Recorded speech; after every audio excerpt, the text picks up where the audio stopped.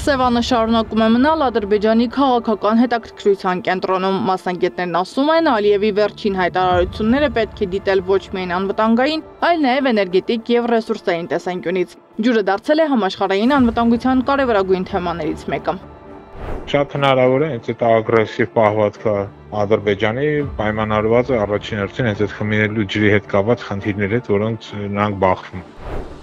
Ըստ ՄԱԿ-ի աշխարհում 1 միլիարդ մարդ զրկված է խմելու ջրից, իսկ մինչև 2030 թվականը ջրի պակասը կարող է դառնալ գլոբալ ճգնաժամ։ Վտանգ կա, որ ջրի պաշարների բացակայության հետևանքով աշխարհում կարող է շուրջ 700 միլիոն կլիմայական փախստական լինել։ Այս ֆոնին Ադրբեջանում ջրի պաշարները արագ սպառվում են եւ Ալիևի հայտարարությունները դառնում են ավելի հասկանալի։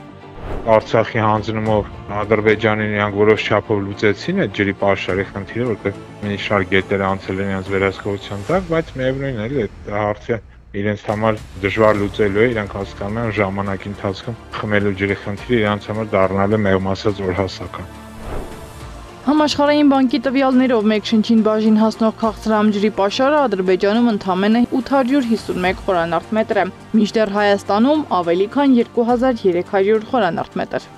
Ջրի խնդիրը իսկապես կարևոր է տարածաշրջանի համար, մանավանդ խմելու ջրի առումով նշ որ Հայաստանը ամենաշատ ունի տարածաշրջանում, բայց մեկ շնչի գնող, եթե հաշվենք մեկ շնչի հաշվով, այսինքն ոչ թե ֆիզիկական ծավալով, իսկապես մեկ շնչի հաշվով Հայաստանը մոտավորապես 3-ից մինչև 5 անգամ ավելի շատ ջրի պաշար ունի խմելու ջրի մասնախոսքը, քան մեր հարևան երկրները։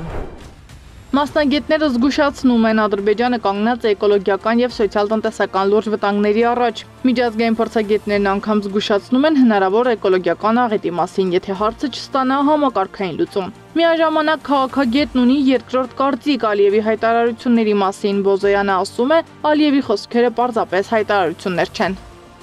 Ջրային խնդիրը դա տեխնիկական խնդիր է, որը ցանկացած երկիր կարող է ունենալ, բայց դա երբ որ կա անվտանգության խնդիր, բոլոր խնդիրները լուծվող են։ Տեսեք, արաբական երկրներ կան, որ ջրային խնդիր ունեն, բայց իրենք լուծում են։ Այստեղ կարևորը հետևյալն է, որ մեր ժողովուրդը, մեր հասարակությունը ունի անվտանգության վնաս, թե ոչ։ Եթե չունենա անվտանգության վնաս, մեր ժողովուրդը կկորցնի Հայաստանի կտորը, որը դեռ պահպանվել է մինչև այս վերջին ժամանակահատվածը։ Փորձագետները զգուշացնում են, եթե Ադրբեջանը փորձի վերահսկել Սևանի ջրային ռեսուրսները, Հայաստանն էլ կարող է կանգնել լուրջ հետևանքների առաջ։ Արցախը կորցնելուց հետո արդեն մի շարք սահմանային համայնքներ մնացել են առանց խմելու ջրի։ Եթե ասենք թե մի շարք գետեր, ասենք թե օրինակ Արփա գետը, որը թափվում է Սևան եւ այլն, ինչ-որ ձև վերահսկողություն հաստատեն այդ գետերի ակունքների վրա, ապա մենք իսկապես խնդրեմի առաջ կանգնենք։ Այս ենթատեքստում քաղաքագետը հորդորում է զգոն լինել նաև անվտանգային առումով, նշում է, որ ջրի կամ այլ կարևորագույն ռեսուրս կորցնելուց խուսափելու համար պետք է ամուր պահել սահմանները։ Երբ որ իրենք ասում են Սևանը, ո՞ն չի նշանակում միայն Սևանն են իրենք։ Մեր հասարակությունը ցավոք սրտի նատուրալիստական հատկություն ունի։ Մարդիկ հասկանում են այն բառը, ունի մարդը, ինչ որ երկրի ղեկավարն է ասում։ Ինքը որ ասում է Սևան ուզում է, նաև Երևանն է ասում, չէ՞ Երևանը անվանում է։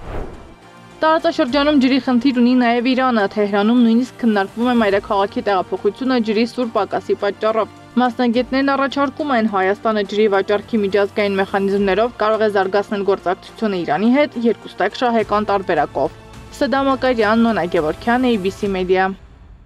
Բաժանորդագրվեք YouTube-ի մեր ալիքին, հետևեք մեզ Facebook-ում, Instagram-ում, Telegram-ում, WhatsApp-ում և TikTok-ում կամ այցելեք պաշտոնական մեր կայքի 3w abcmedia.am։